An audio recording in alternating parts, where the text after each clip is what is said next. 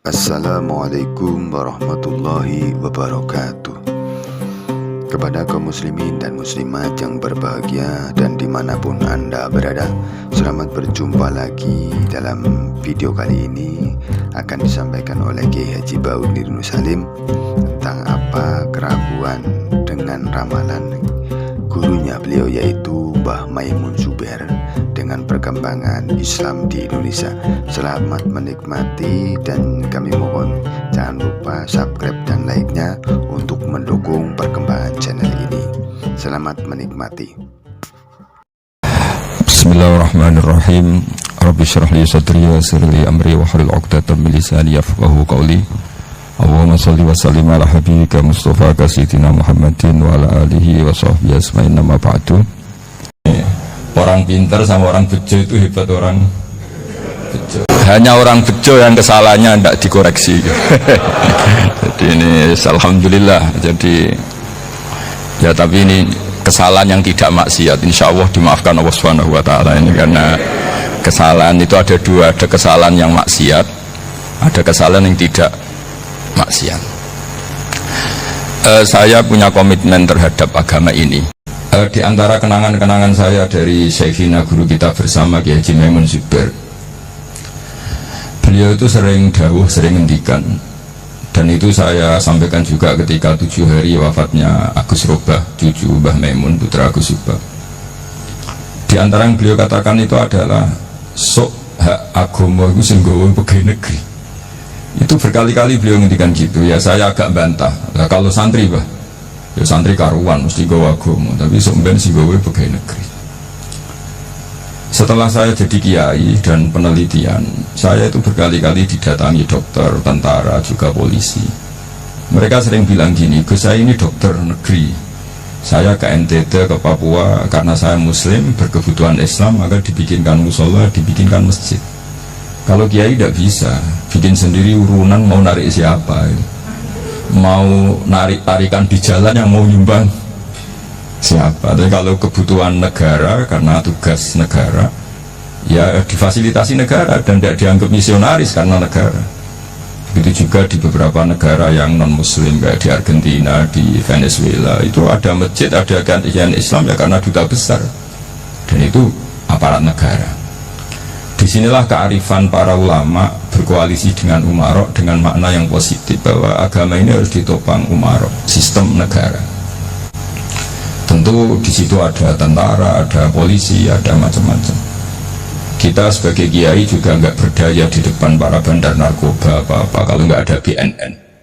Kita mau apa dengan korupsi kalau nggak ada KPK? Sehingga kearifan para guru-guru kita, mulai Mbah Maimun, bapak saya sendiri, NU, Muhammadiyah, semua ormas-ormas Islam itu pasti maulah kerjasama, karena kita siapa kalau tidak kerjasama. Dan diantara pesan Rasulullah SAW adalah yaduwahi ma'al jamaah. Jadi apa ya, kebersamaan itu sudah berkah. Fa inna yaduwahi ma'al jamaah, jadi berkah. Lalu kenapa saya kalau ngaji bawa kitab ini, agak sebetulnya itu lazim itu suatu yang harus, tapi karena kelamaan balik itu tidak pakai kitab, seakan-akan bawa kitab itu yang aneh. Sebenarnya aneh mereka, karena begini logika simpelnya ya, umat Nabi ini berhak dapat apa coba? Berhak dapat warisan yang paling luhur, paling hebat, paling jernih. Apa itu? Quran dan hadis. Pertanyaannya, siapa yang paling punya hak otoritatif untuk menerangkan Quran hadis? Ulama. Ulama yang mana ya? Yang kapabel, yang sudah diakui dunia, kayak Imam Ghazali, Imam Bukhari, Imam Syafi'i. Artinya kalau kita tidak pakai materi itu, ulama mendapat pikiran kita, bukan mendapat pikiran mereka. Saya ulang lagi, kalau kita tidak pakai materi yang otentik, yang orisinil, umat ini mendapat pikiran kita, bukan pikiran mereka. Maka saya berusaha supaya teman-teman atau semua umat Islam dapat pikiran-pikirannya Imam Ghazali, pikiran-pikiran Imam Bukhari, pikiran-pikiran Abdul Qasim Al-Junaidi, kejernian-kejernian Abu Yazid Al-Bustami. Kejernian itu diantaranya adalah misalnya makalah yang menurut saya itu makalah yang super. Jadi untuk ngadepi krisis karena COVID atau karena apalah, itu lama dulu sederhana sekali. Beliau punya rumus yang mungkin jarang didengungkan orang, tapi saya akan kampanye rumus ini. Al-istighna, hakikatul istighna itu adalah al-istighna anis syai' labihi. Jadi pemenuhan kebutuhan yang sebenarnya adalah kita berusaha menghindari sebanyak mungkin kebutuhan yang sekunder, yang nggak penting. Bukan memenuhi semua yang kita inginkan. Jadi misalnya begini ya, kalau kita lapar, itu keinginan kita itu makan enak apa asal makan? Tentu jawabannya asal makan yang sehat. Tapi kalau nuruti nafsu kita, makannya yang enak, teman makan ya enak, terus di warung yang favorit. Ini kan satu kebodohan. Kenapa untuk makan saja butuh definisi sekian banyak? Yang kita harus kecewa, warung favoritnya bisa sudah tutup, atau kita ke sana harus macet, ribet. Yang benar-benar arif dan bijaksana itu adalah al-istighna anisya. Sesuatu yang tidak mendesak itu jangan jadikan kebutuhan. Sehingga kalau kita puasa misalnya, semua makanan itu enak karena kita sangat lapar. Sehingga Abul Qasim Al-Junaidi ketika ditanya ma'idamut to'am, lauk makanan itu apa? Jawabannya lucu, alju, lapar. Kalau kamu lapar ya semuanya enak. Ini sudah mulai hilang. Kita bilang makan enak itu ya sate, ya gulai, ya pizza yang kita senang. Akhirnya apa? Untuk nikmati nikmatnya Allah itu kita jadi ribet.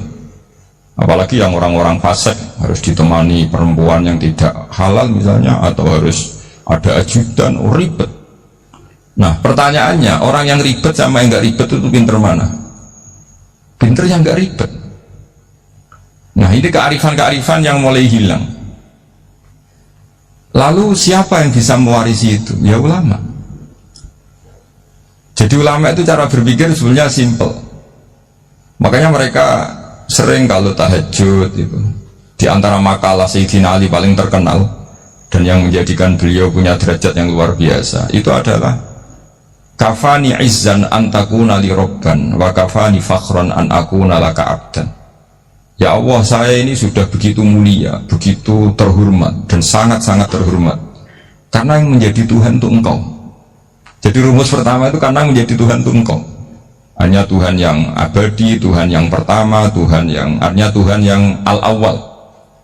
Coba ya Allah, kalau saya ini punya Tuhan Fir'aun, punya Tuhan mati jadi tontonan lagi, itu kerennya di mana coba? Andaikan kita punya Tuhan Fir'aun, atau punya Tuhan yang asal usulnya manusia, apapun hebatnya manusia itu, kita punya Tuhan manusia itu. Tuhan yang lapar, yang kalau nggak makan mungkin pingsan, mungkin bisa kena COVID, nanti Tuhannya diisolasi. Kayak apa? Makanya ketika Tuhan Allah menyindir ketuhanan selain Allah itu, Allah hanya menyindir dengan kalimat sederhana, karena yakulani to'am, yang kamu tuhankan itu masih makan. Hanya kalau nggak makan ya lemes. Jadi lama-lama ada orang gini, alhamdulillah tadi Tuhan mampir ke saya, kelihatannya lapar, setelah tak kasih makan sehat lagi. Susah nggak punya Tuhan yang seperti itu. Beda dengan Tuhan kita, Tuhan yang nggak butuh makan, nggak butuh minum, al-qayyum, zat yang berdiri sendiri tanpa butuh yang lain, al-awwal. Sebelum ada langit bumi sudah ada Tuhan kita, yaitu Allah. Bandingkan dengan Tuhan-Tuhan yang dipertuhan yang lain, yang adanya setelah bumi, misalnya Fir'aun dan sebagainya. Sehingga Sayyidina Ali pertama jadi kebanggaan apa? Kafani izzan antakuna li robban. Saya ini keren betul, karena punya Tuhan yaitu Engkau, Tuhan yang lahul asma'ul husna, Tuhan yang semuanya punya kebaikan, punya keabadian, punya keagungan. Terus wa kafani fakhron an akuna laka abdan, dan saya bangga sekali karena saya menjadi hambamu. Kalau saya jadi hambanya Pak Rektor ribet kan, sudah tak hormati ternyata nanti tidak rektor, ya kan ribet kan. Terus ribet, jadi budaknya manusia itu ribet. Makanya ada seorang wali datang ke temannya yang jadi presiden atau jadi raja, datang ke situ karena tidak punya uang, mau minta uang karena temannya raja. Setelah sampai sana ternyata temannya ini karena orang soleh pas berdoa, ya Allah saya minta ini, minta ini, minta ini. Terus si wali tadi pulang. Kenapa kamu pulang? Ternyata dia sama, masih minta-minta kayak saya. Jadi sederhana, sama-sama minta kamu, minta zat yang kamu mintain. Jadi dulu itu orang itu sebegitu dekat dengan Allah. Sehingga si raja ini terus ketemu wali tadi, tanya, kenapa kamu menyepelekan saya, padahal sekarang saya raja. Ditanya sama wali tadi, karena temannya, kalau kamu di padang pasir tidak bisa minum dan harus minum 1 gelas, dengan ongkos kamu harus mengasihkan semua kerajaan kamu demi minuman itu. Pilih mana, minuman apa tetap jadi raja? Ya saya milih bisa minum. Saya tidak raja tetap hidup, tapi kalau nggak minum mati. Bagaimana Anda bangga dengan satu kerajaan sing la yusawi kak samain, yang tidak sama dengan segelas air. Jadi artinya terus mereka melihat jadi raja itu ya biasa, jadi presiden biasa, jadi rektor biasa, karena mereka biasa berlogika. Hakikatul izzah itu ya taqarrub ila Allah, yang benar-benar terhormat itu ya dekat dengan Allah. Begitu seterusnya mereka bikin paradok-paradok yang aneh, tapi itu menjadi pelajaran. Bapak saya Ki Nur Salim itu senang baca anekdot Nasiruddin Koja. Itu kalau bikin orang-orang aneh, itu dia datang ke satu pesta pakai baju lusuh, pakai sarung lusuh atau celana lusuh, sama Sohibul Bed yang punya acara dibiarin. Setelah dibiarin dia pulang pakai jas, pakai dasi, pokoknya keren, dihormatin, pakai alpat, pokoknya dihormatin, silakan. Pas dia disuruh minum, minumannya itu disokkan saja ke sakunya. Jas, kamu harus minum yang banyak, karena kamu yang dihormati, bukan saya. Terus makanan ya semuanya diletakkan di saku, ada yang apa, ayo kamu makan yang banyak. Alpatnya juga gitu, dikasih sate apa, ayo kamu makan yang banyak. Mereka tidak melihat saya, melihat kamu. Akhirnya orang satu pesta itu istighfar semua, berarti kita ini salah. Terus dia pidato, kenapa kamu ngomong gitu? Tadi saya datang, orangnya sama. Gara-gara beda pakaian, penghormatannya beda. Berarti yang berhadapan makanan ini jasa ya, bukan saya. Betapa naifnya kita sebagai orang. Ternyata kita masih hormat sesuatu yang seperti itu, yang atribut lah. Jadi orang-orang sufi itu orang yang bisa menertawakan dunia. Akhirnya ya, pertama dia dianggap orang gila, masa jas dikasih makan, dikasih minum. Tapi secara fikih dia benar, haram dia makan, karena pas dia datang dibiarin, setelah pakai jas dikasih makan. Berarti hakikat yang dapat rezeki siapa? Jasnya apa orangnya? Jasnya apa orangnya? Jasnya. Jadi itu orang-orang sufi, kearifan orang-orang dulu itu bisa ngelola hal-hal yang keseharian menjadi luar biasa. Ada seorang wali melihat istrinya makan 1 piring, anaknya makan 1 piring, ditanya, kalian kenyang? Wah, kenyang sekali. Melihat anaknya minum kopi 1 cingkir, seneng, kalian seneng sekali. Wah, kalau seneng dengan hal-hal yang murah bisa, ngapain harus seneng dengan hal-hal yang mewah? Bodoh sekali saya. Sehingga terus mereka bisa qanaah. Qanaah itu ya hidup itu simple, sederhana. Jadi tentu saya tidak akan ngomong yang muluk-muluk, selain itu tidak bidang saya juga apa ya, kita ini butuh obat di kondisi COVID seperti ini, butuh kesederhanaan, butuh apa ya, istighna tadi. Kita harus istighna billah an ghairillah. Jadi sudah cukup bahwa Allah ini segalanya. Sehingga tadi saya dengarin himnenya Unisullah, yang paling saya kagum adalah dimulai dengan kalimat-kalimat thayyibah. Di antara tugas suci Nabi Ibrahim dan semua Nabi adalah wa ja'alaha kalimatam baqiyatan fi aqibih. Nabi Ibrahim itu Nabi yang diberi gelar Allah. Dia adalah Nabi yang menjadikan kalimat tauhid itu kalimat yang abadi fi aqibih, di anak turunnya, di semua generasinya, baik anak turun karena gen maupun karena pembinaan, karena pendidikan. Ini penting sekali saya utarakan karena apa? Satu kehidupan itu sebenarnya digerakkan oleh kata-kata, oleh moto kalau orang bahasa modern. Sehingga banyak ulama mengatakan al-ibarat kutun li'ailatil mustami'in, bahwa redaksi atau moto atau pegangan hidup itu penggerak kehidupan. Sehingga sebetulnya manusia itu digerakkan oleh kalimah-kalimah itu, oleh moto-moto itu, oleh prinsip-prinsip hidup itu. Misalnya orang Palestina itu tiap hari ke pasar gitu, mereka ke laut gitu, ditanya kenapa tidak takut tembak Israel, jawabannya lucu, kena tembak ya mati, nggak makan ya mati, nggak kerja ya mati, ya sudah sama-sama mati, ya mendingan aktivitas normal. Tapi saya tidak menyarankan itu untuk melawan COVID. Ini cerita saja, dan kamu jangan provokator karena ini wilayah sensitif. Jadi banyak orang yang poligami, kalau ditanya alasannya gitu, istri satu ya cerewet, dua ya cerewet, mendingan 4 gitu. Ya banyak yang gitu. Tapi ada yang kebalikan, istri satu cerewet saja hampir jantungan, apalagi 4, tinggal matinya kan gitu. Itu semua yang menggerakkan itu kalimat. Kalimat itu satu pegang. Banyak orang loh yang nggak ingin jadi rektor tuh banyak loh Pak Bejo. Jangan kira semua dosen ingin jadi rektor. Melihat rektor sibuk rapat mempertahankan reputasi Unisula, terus sering pegang kepala, ngapain repot-repot, jadi tukang sapu aja dapat gaji, ngopi, rokokan, selesai. Bodoh amat jadi rektor, mikir orang banyak loh orang yang ingin jadi presiden tuh banyak, karena ngopi nyaman, gak ada yang ganggu, mau tidur sampai jam 9 siang juga gak ada yang ganggu, sehingga mereka melihat pegawai negeri itu gak keren, orang kok diatur jam, disiplin. Itu memang cara Allah membagi rahmat. Mau kamu apakan coba? Cara syukurnya dia seperti itu. Bapak saya dulu tuh sering ngajarin saya, diajak jalan-jalan pagi-pagi. Melihat orang ngopi, makan uduk itu bapak seneng. Kok enak jadi wong apa? Ini esok-esok nyemak bocah, kesel kabeh kono enak ngopi rokokan. Bapak kadang iri sama apa itu iri. Sudah gitu berharap masuk surga kan enak sudah gitu. Tahu-tahu mati, tidak tahu ke surga apa ke neraka tidak tahu. Jadi nah, orang dulu itu orang yang bisa mensederhanakan dunia,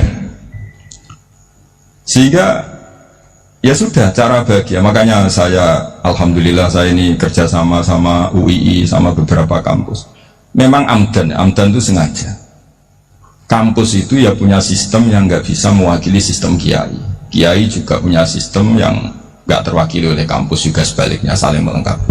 Saya sering ketemu rektor UII, rektor kampus-kampus Islam.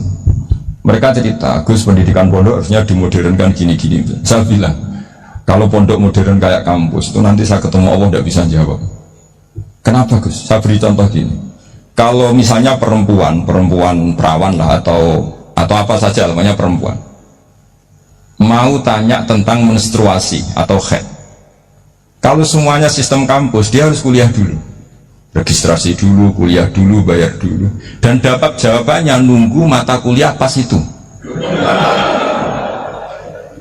Bandingkan kalau sistem pondok, saya tuh sering ke pasar sama anak saya dicegat sama ibu-ibu, Gus, anak saya ngalami gini-gini, keluar darah terus menerus, nggak 6 hari tapi 1 bulan penuh. Itu hukumnya apa Gus ya? Nanti saya mau sowan ke jenengan. Nggak, usah sowan, di sini aja. Ya sudah. Sebelum mengeluarkan darah yang rutin seperti itu biasanya haidnya berapa hari? 6 hari, ya sudah ikut yang 6 hari, yang lainnya istikhadah.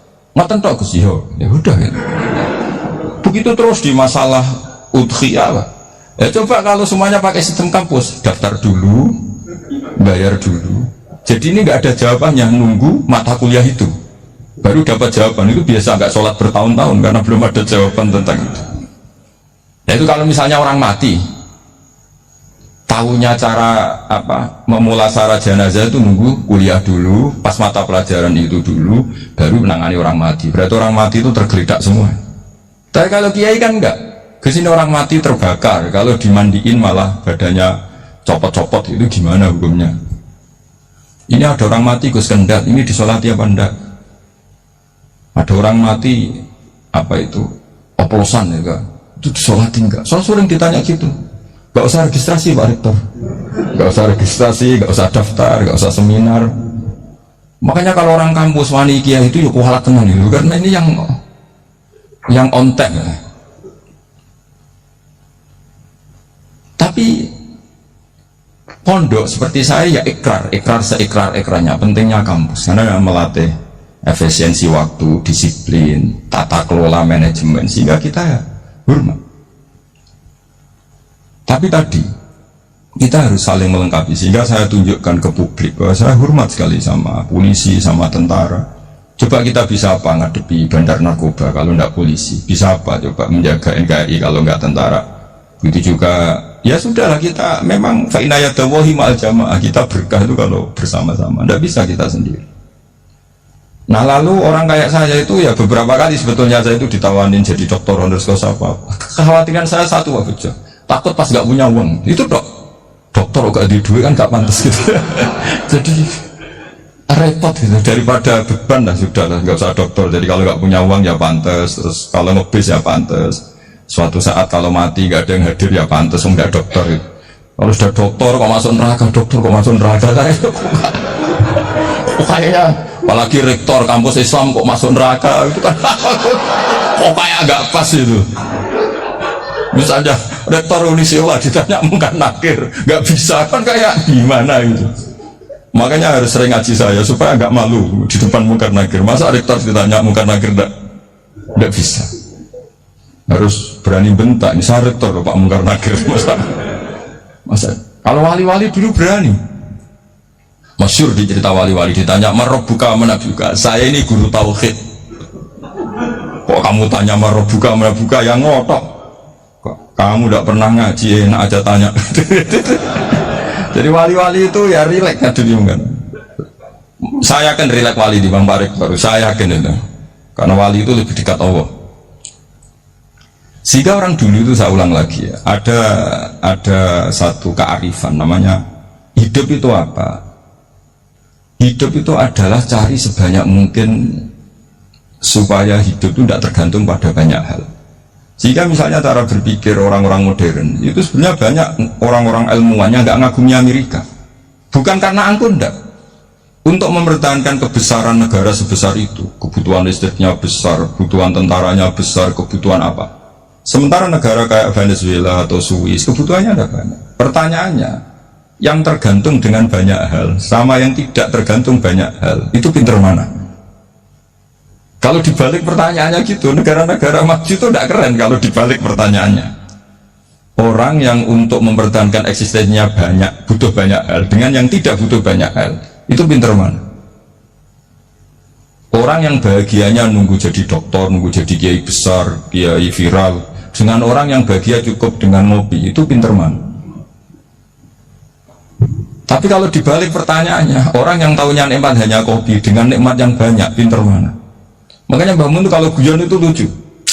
Aku ikut saake ambek wong desa sing mlebu swarga. Saya dulu gak mlebu swarga kok disakeni. Akhirnya beliau memberi penjelasan. Wong desa iku roe pakanan enak, iku mau kopi mbek uduk. Lah swarga iku mau nuruti sing dikarepno. Akhirnya wis mau mangan, wis ngopi, nguduk, ngopi, ora roh pakanan liyane ora roh.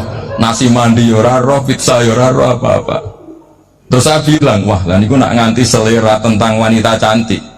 Iku juga sederhana. Rodok pesek ya wis cantik, rodok ireng ya wis. Apa bidadarinya seperti itu karena saking enggak pengalamannya.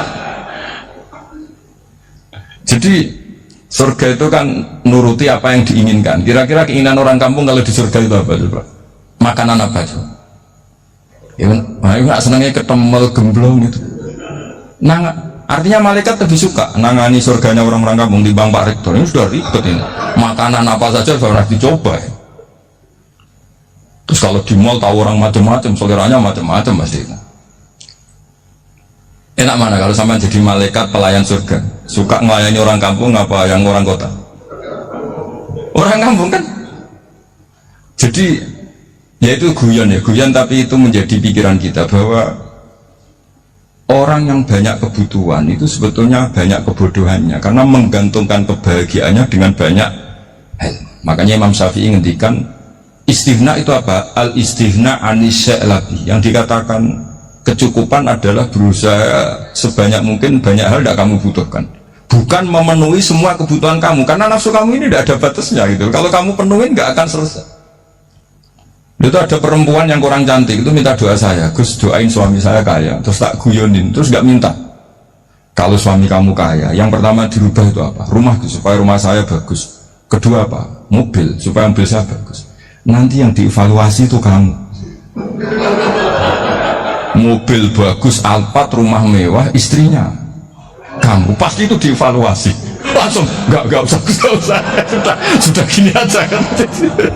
Jadi pertama yang dievaluasi itu kaya itu, coba kalau suami kaya itu yang dievaluasi pertama rumah ya, rumah ganti, setelah itu apa? Mobil. Kira-kira berikutnya akhirnya bagus, nggak jadi. Nabi Ibrahim itu pernah minta umur panjang, keren umur panjang. Sama Allah nggak dijawab. Datang orang tua gitu bertamu ke Nabi Ibrahim, terus disuguhi dikasih kurma. Apa itu kok kurma apa? Anggur yang sudah matang sekali, sudah dimakan. Setelah dimakan meler keluar lagi, dimakan lagi meler lagi. Terus Nabi Ibrahim masuk lagi ke kamar. Ya Allah, doanya tak cancel. Nanti kalau saya tua kayak itu. Jadi Allah itu gak jawab langsung tapi ngirimkan itu. Akhirnya ya Allah gak jadi. Nanti takut itu. Saya pernah ngalami jadi kiai tadi, ada ibu-ibu ya gak pati cantik lah. Suaminya tuh miskin sekali. Minta doa saya supaya kaya, bareng tak kasih pertimbangan itu udah gak usah gak jadi itu. Jadi itu kearifan. Tapi kearifan ini harus kita tanamkan. Saya nggak bisa membayangkan Indonesia yang besar ini andai kan tidak ada qanaah, nerimo ing pantun. Coba sekarang ada Covid, andai kan Indonesia tuh kayak Perancis. Saya beberapa kali punya tamu orang yang hidup lama di Perancis, bahkan dapat istri orang Perancis. Itu dulu nggak begitu mencintai Indonesia, tapi setelah di Perancis 2 tahun, wah Indonesia hebat. Di Perancis itu kata dia kalau cerita, semua kebutuhan masyarakat itu dibebankan ke negara. Apa saja minta negara, apa saja nyoal negara. Sementara Indonesia, coba kalau Indonesia mengalami seperti ini, kok tidak ada qanaah, rimo ing pantum, bisa kias Indonesia. Orang miskin nyalahkan negara, kelaparan nyalahkan negara, apa saja. Tapi barokahnya dididik kiai, jagoman nyalahno wong liya. Sore pun romo ing pantum, diame. Sampai gak ngerti kalau Covid. Banyak tuh orang-orang kampung itu, orang lugu-lugu itu. Mbah niki saking Covid, ya salam nih Covid, muka-muka umurnya panjang. Dikira Covid itu nama orang yang ahli sosial itu.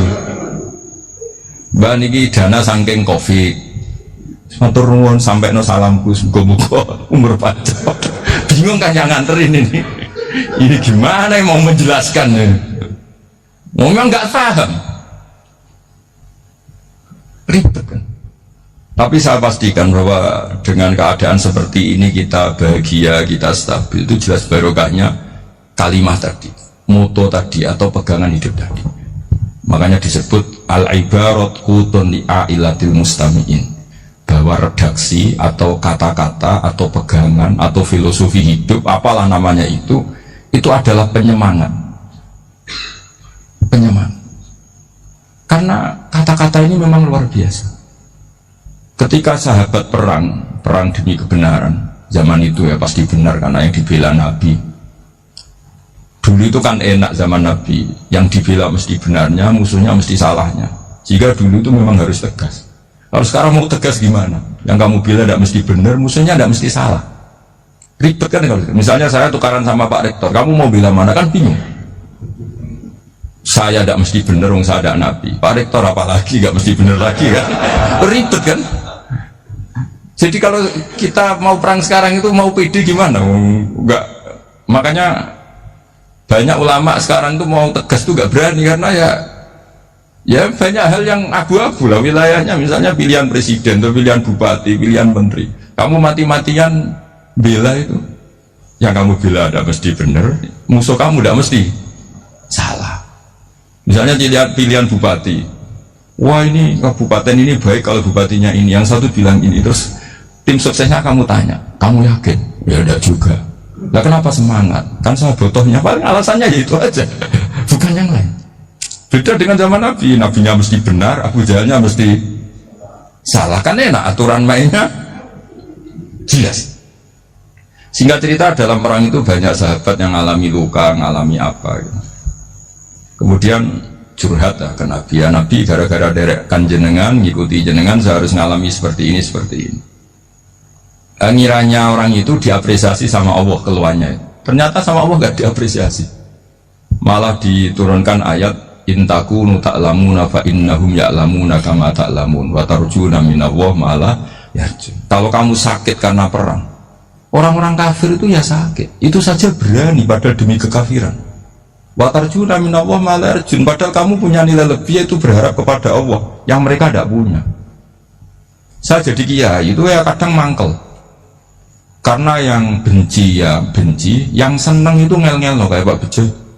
Jadi semuanya ribet. Nah iya, yang benci ya ganggu, yang seneng ya ganggu, tambah nemen. Seribet.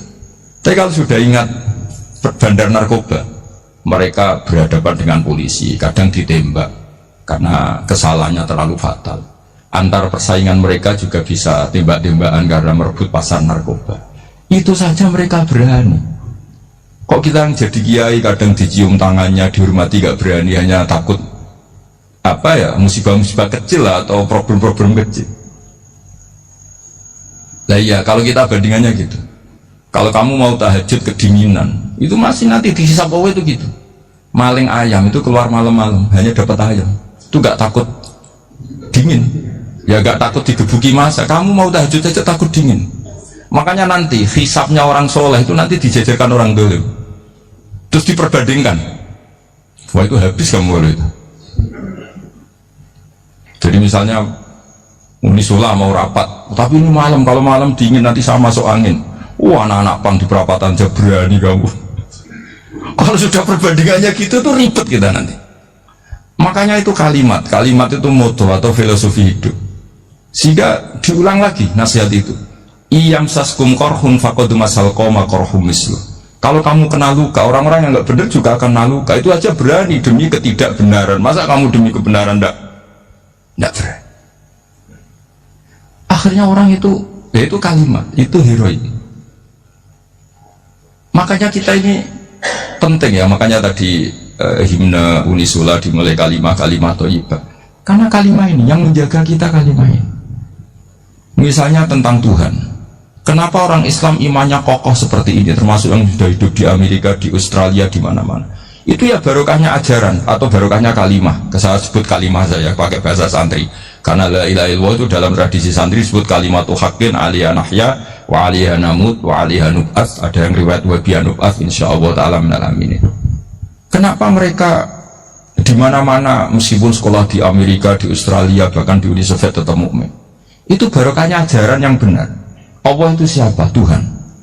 Tuhan itu sifat dasarnya apa? Awal. Dia harus wujud awal sebelum makhluk yang lain. Sehingga ketika ada negara yang maju, yang tertib, manajemennya tertib, masyarakatnya makmur, tapi punya Tuhan yang tidak seperti itu, tidak awal, itu sudah gak nyaman. Karena ndaklah keren Tuhan saya, karena Tuhan saya itu al-awwal, zat yang pertama. Tuhan saya keren lah, zat yang gak mati, Tuhan yang gak mati, yang gak pernah mengalami kematian. Sehingga tontonan atau yang dilihat kenikmatan-kenikmatan yang lain ini tidak mengubah dia pendirian tentang Tuhan, karena mantapnya satu kalimat tadi bahwa Tuhan itu ya harus satu, harus awal, harus tidak mati, tidak rusak, tidak mengalami apa-apa yang membahayakan. Sehingga ketika ditawarin Tuhan yang lain meskipun menjanjikan secara finansial atau kemakmuran, mereka gak tertarik. Itu coba, itu barokahnya makmur apa barokahnya ajaran? Barokahnya ajaran. Sering negara Islam itu kalah makmur dengan mereka, tapi barokahnya ajaran ini tetap apa? Tetap Islam. Makanya Nabi Ibrahim, Nabi yang sukses bikin waja'alaha kalimatam baqiyatan fi aqibi. Sehingga kita ini bukti sama orang tua misalnya, itu ya karena ajaran. Suwargamu karek wong tuamu, nak wong tuamu ridho Allah ridho, nak ora ridho Allah ora ridho. Ridho wa fi ridhol walidain wa sakhatu wa sukhtu wa fi sakhatil. Sehingga ketika ada orang tua yang agak brengsek gitu, anak-anak tetap hormat. Punya orang tua yang miskin, yang sudah miskin, tukang tombok nomor, banyak kan di kampung gitu, ya tetap hormat. Coba kalau dari awal kita ngajari orang tua kamu hormati ya, kalau baik, kalau tidak usah, bisa geger Indonesia. Tapi barokahnya ajaran-ajaran itu Indonesia tertib karena ada ajaran. Nah, ini di sini pesantren dan Unisula semua harus berkontribusi membuat ajaran yang benar. Itu adalah ciri utama Islam. Sehingga Islam ini dimulai dengan ajaran kalimatu haqqin alaiha nahya wa alaiha namut. Sehingga kita tenang seperti ini. Saya ini termasuk kiai yang tenang, meskipun kata orang banyak saya ini kiai besar, tapi termasuk kiai yang paling tenang, termasuk yang paling tenang. Karena saya ini pakai mazhab orang-orang hebat. Saya berkali-kali cerita, orang kayak Imam Syafi'i itu orang yang luar biasa. Saya berkali-kali cerita, orang yang tadi nyium tangan kamu ya Imam Syafi'i, di belakang tuh ngerasani kamu, menghujat kamu. Jawabannya enak saja, Berarti saya alhamdulillah orang yang wibawa. Buktinya di depan saya nggak berani. Jadi enteng saja. Diceritain sebagian kampung, sebagian separuh dari warga kamu itu nggak suka kamu. Ya bagus lah nggak suka saya, nggak akan utang duit saya. Di mana-mana orang utang itu karena teman dekat. Kalau nggak seneng pasti minimal nggak utang, nggak pinjam mobil, nggak pinjam apa. Berkah mana yang seneng sama yang gede? Jadi dianggap enteng saja. Semua yang dialami dianggap enteng saja. Misalnya punya istri pemarah, ya bagus lah marahin suami. Kalau marahin tonggo malah ribet. Jadi kamu harus terima kasih kalau dimarahin istri. Bagus lah marahin saya mah, kalau marahin tonggo ribet. Jadi enteng saja. Tapi kita sekarang tuh karena nafsu ya, sehingga menghadapi hidupnya ribet. Ulama dulu kalau mau mati itu senangnya bukan main.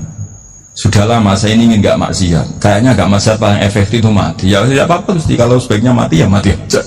Enteng saja. Jadi melihat kematian itu akhir dari segala potensi keburukan.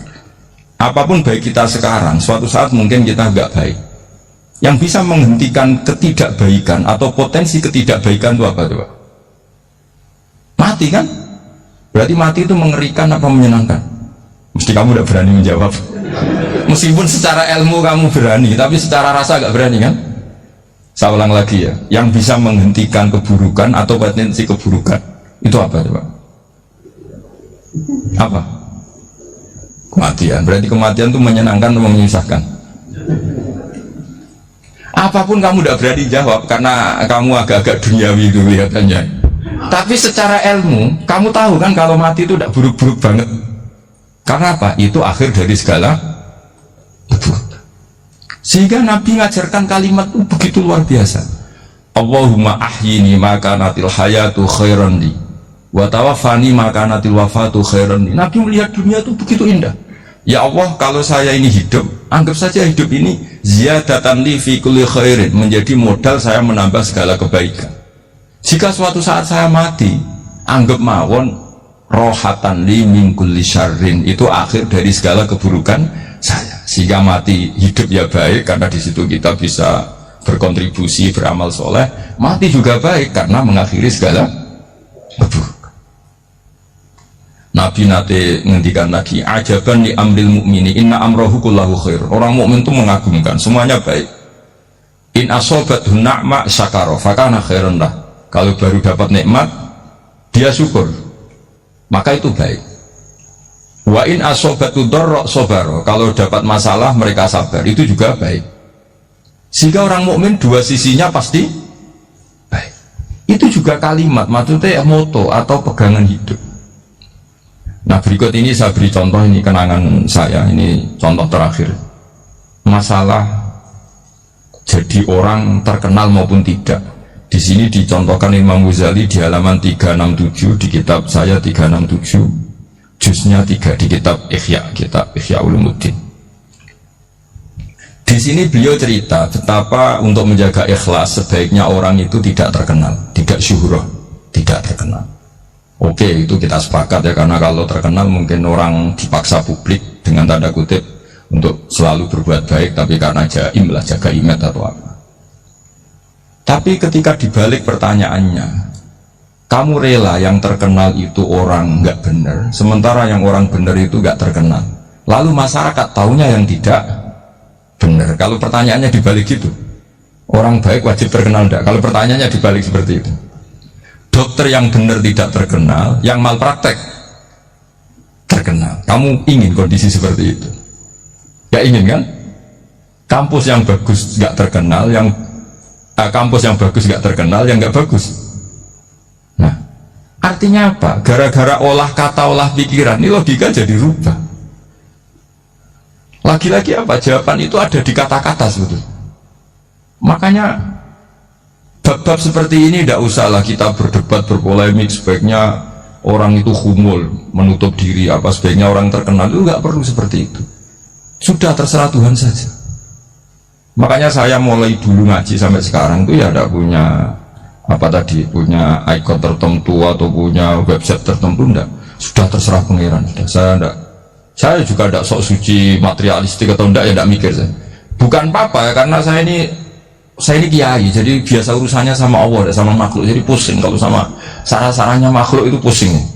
Meskipun rektor kalau nasihati saya pasti tidak saya terima, itu tetap makhluk, itu sudah ada ngefek kalau saya itu sudah ada itu. Bukan karena saya sombong, ya memang makhluk betul itu, bukan. Cuma nasibnya bejo aja, tapi makhluk tetap makhluk. Saya beri contoh ya. Ini makalah yang ditulis Imam Ghazali. Ya, i'lam aslahakawah anna aslal jah wa intisarus soyyid atau soyyidi wal istihar bahwa mazmum itu. Balil mahmudu al-khumulu illa man saharahu wa ta'ala linasri dini min ghairi takallufi talabi syuhrati minhu. Jadi kalau kamu ingin ibadah kamu selamat, ya kamu jangan terkenal. Tapi resikonya adalah kalau kebaikan itu tidak terkenal, maka gak dikenali. Kalau gak dikenali berarti masyarakat hanya punya percontohan yang tidak baik, karena yang baik tidak terkenal. Jadi itulah ulama-ulama dulu. Jadi apa-apa itu dibanding-bandingkan. Kemudian nanti kelihatan, jawabannya itu kelihatan.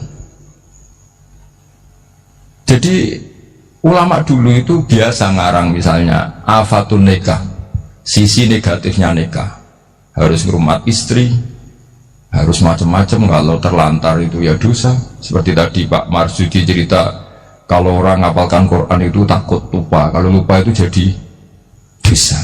Pertanyaannya, kalau semua orang takut lupa, takut dosa, semua orang nggak hafal Quran karena potongan-potongan lupa. Cara berpikir tidak seperti itu. Kalau berpikir ya namanya hafalan, ya inginnya hafal, kan nggak ingin lupa. Nah nanti kalau takdirnya lupa karena hal-hal yang dimaklumi oleh syariat itu nggak yang termasuk dosa. Yang dosa itu lupa tapi wiri udrid syar'iyan, lupa yang tidak ada sebab yang apa syar'i. Tapi lupa bawaan EQ-nya tidak bagus, lupa bawaan sering dibentak. Oh itu nggak masalah karena bawaannya orang tertekan itu ya lupa. Coba kamu hafal Quran terus punya kredit jatuh tempo, pas hari itu aku yakin nggak cerdas sudah. Itu bawaannya orang tertekan itu pasti lupa.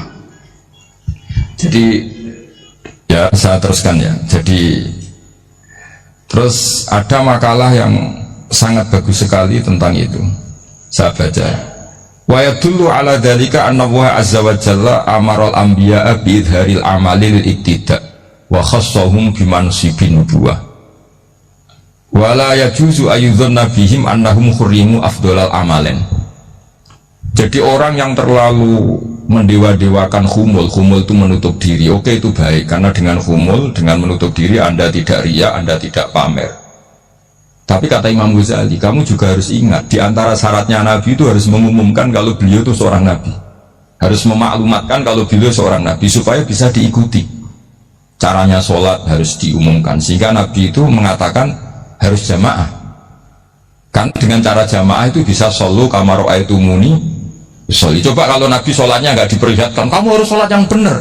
Caranya gimana ya Rasulullah? Itu rahasia. Bingung nggak kira-kira? Bingung nggak? Ya misalnya amal rahasia selalu lebih baik. Terus ada pertanyaan, Nabi ngendikan kamu sholat yang benar, caranya gimana Nabi? Ya itu rahasia. Terus gimana coba? Tapi Nabi ngendikan apa? Shollu kama ra'aitumuni usolli. Ya sudah, kamu sholat niru saya sholat. Berarti Nabi sholatnya diperlihatkan apa disembunyikan? Diperlihatkan. Jadi begitu juga saya berkali-kali bilang, orang tahu kalau itu bidan ya berdasar tulisan itu bidan, tahu kalau itu dokter gigi ya itu dokter gigi. Jangan sampai gara-gara tidak ada tulisan mau beli alat bangunan di dokter gigi, mau periksa gigi di toko bangunan. Gara-gara apa? Nggak ada maklumat. Nah, di sini ulama-ulama selalu memaklumatkan dirinya. Termasuk Imam Ghazali ketika ngarang kitab dinamai Ihya Ulumuddin, bahwa kitab ini bisa menghidupkan ilmu-ilmu agama yang mulai hilang. Begitu seterusnya. Jadi ini ngaji ya, jadi orang itu harus ngerti, jadi jangan nuruti emosi sendiri atau logika sendiri bahwa saya suka humul, ya monggo, agama Islam menyediakan sarana itu. Uzlah itu ya punya sisi kebaikannya sendiri, tapi syuhrah terkenal asal tidak nuruti nafsu juga punya sisi kebaikannya sendiri. Setidaknya umat ini punya satu master kebaikan yang mudah diakses. Tapi tadi saya ulang lagi, jangan karena hadun nafsi, jangan karena kepentingan pribadi. Makanya di sini disebutkan wa yadullu ala dzalika ay ala syuhrah anna wa ta'ala amarul anbiya bi izharil amal lil iktida. Allah selalu memerintahkan para nabi kalau ngamal kebaikan ya harus dimunculkan supaya bisa ditiru. Yaitu tadi kita tidak bisa bayangkan kan kalau misalnya Nabi menyuruh kamu harus sholat yang benar, kemudian sholatnya Nabi sembunyi. Lalu ditanya, Nabi saya niru siapa? Wah itu rahasia, kamu nggak boleh lihat sholat saya saat takut tidak ikhlas. Ribet kan? Sehingga jamaah itu statusnya tetap harus. Nah bedanya harus ini ulama berpendapat harus yang apa? Fardu kifayah, tapi fardu itu maknanya harus. Tapi bukan berarti kalau nggak jamaah sholatnya nggak sah, nggak. Tetap tapi statusnya jamaah tetap apa? Harus. Nah barokahnya harus ini orang yang baru sholat, sholatnya langsung benar karena ada yang diikutin. Coba kalau mantan dukun baru sholat terus sholat sendiri, itu mesti mirip mantra ya. Karena dia tidak ada master percontohannya. Tapi barokahnya ada master, orang paling bodoh pun kalau sholat ya benar, karena standar ada komandonya, ada imamnya. Sehingga Imam Ahmad malah berpikir keras, syarat sahnya sholat itu harus jamaah. Cara pikirannya Imam Ahmad keras sekali beliau. Sehingga kalau orang sholat sendiri kok ada orang lain yang maunya berjamaah harus bayar, orang itu harus bayar demi sahnya sholat. Itu madhabnya Imam Ahmad. Tapi kalau madhab Syafi'i hanya mengatakan itu fardu kifayah, yang kalau satu komunitas gak mau melakukan semuanya apa? Dosa. Ya jadi ini sebelum sesi ringan tanya jawab, hanya 2 saja tanyanya, nggak boleh banyak-banyak, nanti gak pulang-pulang saya. Jadi tak baca lagi biar dapat berkahnya Imam Ghazali. Wa qala qaumun asirru afdalu minal alaniyati. Terus kata sebagian ulama al alaniyah itu afdal minas sirri. Terus diperbandingkan baik yang mana amal dipertontonkan sama anda. Terus kata Imam Ghazali, kalau orang itu bisa jaga tidak riya, maka sebaiknya dipertontonkan karena kebaikan harus yang muncul, bukan yang tidak baik yang muncul. Makanya ketika Unisula memaklumatkan diri sebagai ingin jadi generasi khairah ummah, itu kalau diterjemah itu kan wow, khairah ummah, umat terbaik. Itu kan kayak agak angkuh. Tapi gak apa-apa, itu gak apa-apa. Masa kita kampanye Unisula siap degradasi moral, kan ya lucu kan. Masa jualan gitu kan ya lucu. Ya sudah, kita memang ingin mengkhidmati umat, berbakti dengan umat, membantu supaya jadi generasi khairan apa? Umat. Tidak apa-apa, dimaklumatkan supaya dengan itu umat punya sarana. Oh kalau ingin jadi khairan umat, kuliah di sini. Jangan lalu enggak gitu. Ya sama kita dokter, maklumatkan saja dokter gigi, dokter kandungan, dokter bedah. Sehingga orang kalau mau bedah ya jangan ke dokter kandungan. Jadi barokahnya maklumat ya. Jadi saya mohon sekali ini, saya sendiri sebetulnya orang yang nggak siap terkenal sebetulnya, tapi ya sudah terserah Allah saja. Kalau itu cara Allah menyebar kebaikan, ya monggo. Pokoknya kita tawakal saja sama Allah Subhanahu wa Ta'ala. Saya kira demikian. Assalamualaikum warahmatullahi wabarakatuh.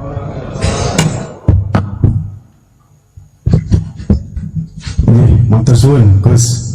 Alhamdulillah sesi tanya jawab Gus 2 nih. Ya, ini ada dari Yogi Banjarmasin, satu tipe dengan Ahmad Banyuwangi, satu tipe dengan Rizka Pekanbaru.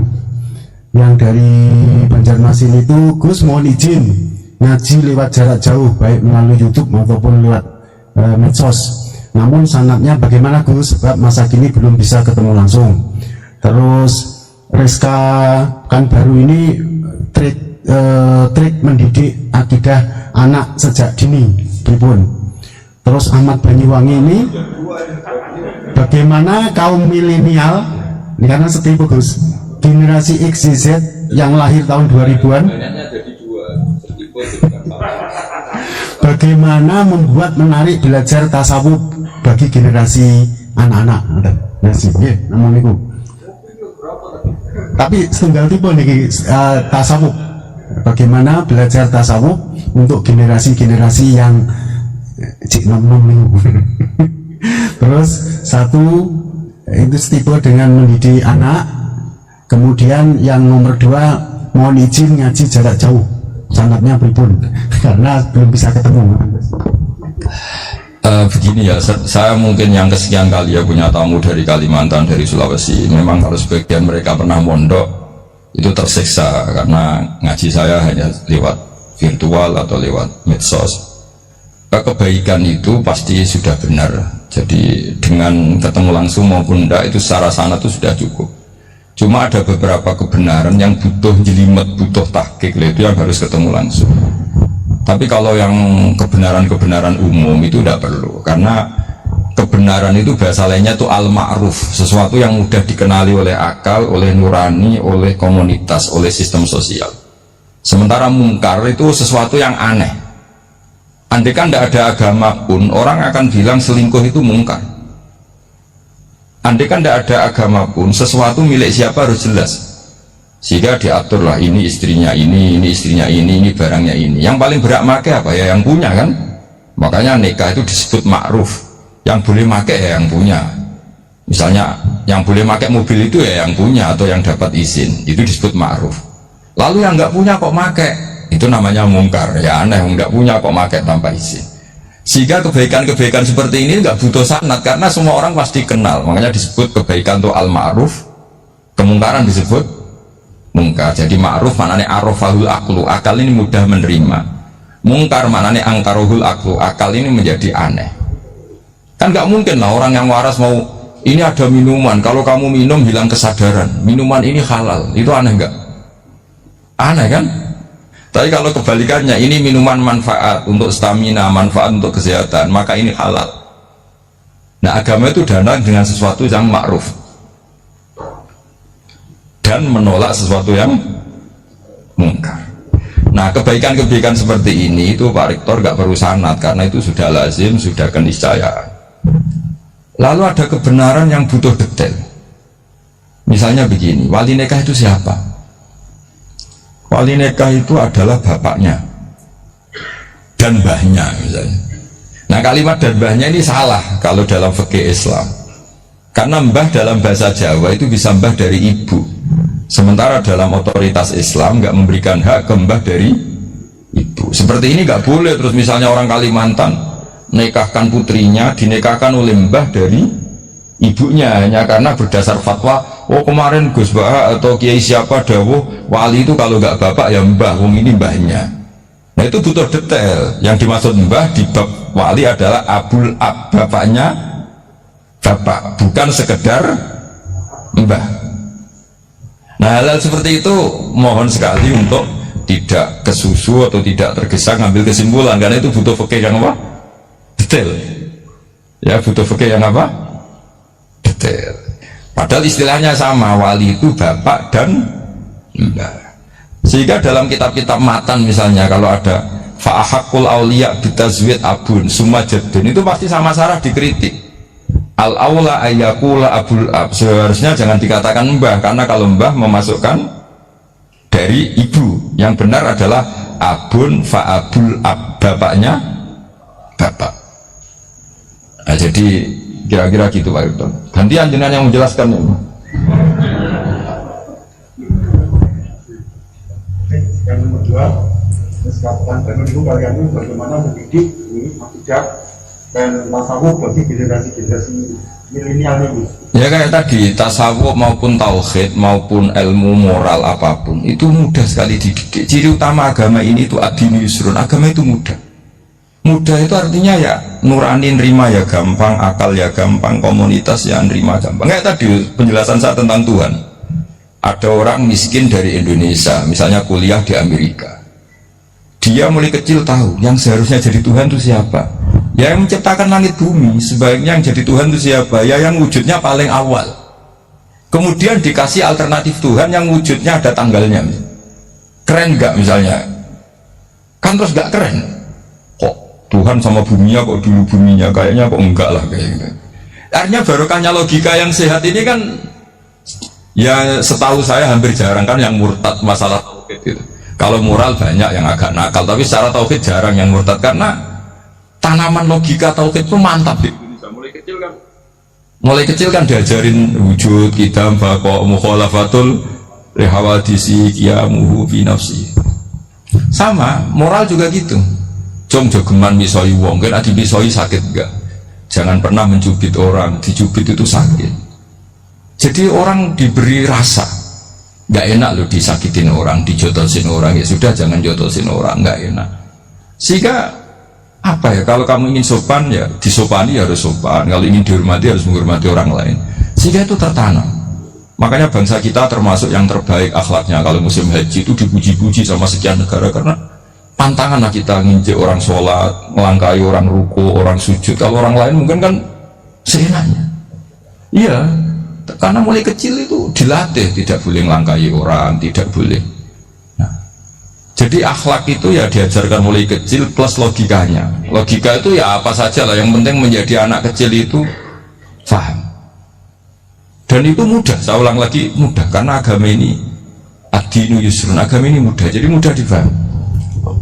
Nggak bisa kamu katakan misalnya tasawuf ya gampang kayak tadi, seperti bapak kalau ngendikan makanan yang membuat enak itu karena menunya yang mewah kamu cocok atau karena kamu lapar. Lama-lama orang kan berpikir, ya setiap puasa itu kok tempe enak, tahu enak, tapi kalau sudah buka, sudah kenyang, apa saja semuanya menjadi tidak enak, padahal kualitas menunya masih enak, tapi gara-gara kenyang menjadi enak. Berarti penyebab enak itu lapar apa menu? Lapar. Jadi apa ya, kearifan ini loh yang menjadikan luar biasa. Makanya tadi ada kalimat yang benar, wa ja'alaha kalimatam baqiyatan fi aqibi. Jadi Ibrahim adalah nabi yang sukses menanamkan filosofi kebenaran ke anak cucunya. Dah, yang terakhir. Dah. Ini Siti Mutmainah dari Udik. Yeah. Maunya bergabung tapi karena terbatas, mohon izin Gus mengingat mati kebaikannya nopo untuk keluarga maupun pemimpin. Wah, ya bagus lah kalau itu. Kalau di kitab-kitab yang saya baca, ingat mati itu tidak selalu baik, juga tidak selalu buruk. Malah kalau menurut Sayyid Abdul Al-Haddad, khusus yang para pelajar yang mencari ilmu itu nggak baik ibadahnya ingat mati, karena dia harus dinamis, harus mobil. Kalau ingat mati kan terus lemes. Tapi kalau untuk pejabat harus ingat mati, kalau enggak korupsi terus itu. Harus ingat mati. Jadi kalau manfaat bagi keluarga begini ya, saya merasakan ini. Tanya anak saya itu baru tamat aliyah kemarin, yang satu barusan mondok sarang baru 2 bulan atau 1 bulan. Itu saya kalau bilang ke anak-anak gini, kamu ketemu saya itu harus spesial, bisa saja bapak besok itu meninggal. Jadi semua hari itu spesial, karena jangan-jangan ini kenangan terakhir. Nabi itu kalau ngajari orang supaya sholat khusyuk, sholli ka'annaha sholatu muwaddi'in, kamu sholat seakan-akan itu sholat terakhir kamu. Wah, itu mesti serius.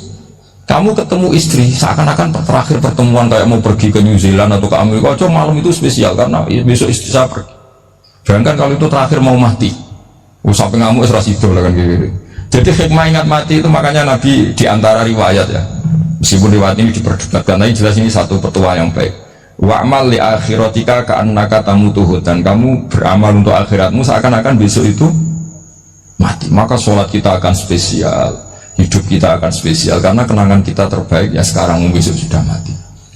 Sehingga anak-anak saya itu sama saya itu senang sekali. Saya juga sama anak-anak sendiri, karena kesempatan ini tidak selalu ada.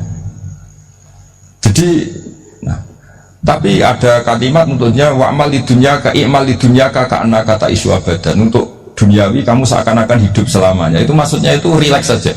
Misalnya hari ini urusan nggak selesai, besok masih ada hidup. Nggak selesai, besok masih hidup, sehingga rileks. Tapi kalau urusan akhirat harus selesai sekarang, karena besok sudah mati. Jadi ingat mati itu positifnya ya tadi, semuanya akan indah. Coba orang yang mau meninggalkan Indonesia, misalnya nyuwun sewu LSM yang biasa demo atau mahasiswa yang biasa demo, terus tawarin besok kamu kuliah di Rusia. Itu warung apa saja kenangannya baik semua, karena mau meninggalkan Indonesia. Tapi kalau tahu gak meninggalkan Indonesia, demo terus. Orang-orang sering demo, tawarin ke luar negeri, kira-kira mau nggak? Pasti lebih suka apa? Indonesia. Orang paling miskin yang ngeluh terus di dunia, ngeluh gak pernah nikmat, tawarin mati, mau nggak? Nggak mau kan? Nah, jadi untuk supaya hidup ini nikmat, semuanya itu anggap kenangan terbaik Anda, dan itu bisa saja kenangan terakhir. Makanya resepnya Nabi supaya sholat khusyuk apa? Sholli sholatan apa? Sholli sholatan wadiin, kamu sholat ka'anha sholatu wadiin, seakan-akan itu sholat apa? Terakhir. Sehingga terus kita nyaman, kita apa, dan kita nganggap ini sholat yang terakhir. Nanti ternyata masih lagi, ya sudah itu sholat yang terakhir lagi, sehingga semuanya apa? Spesial.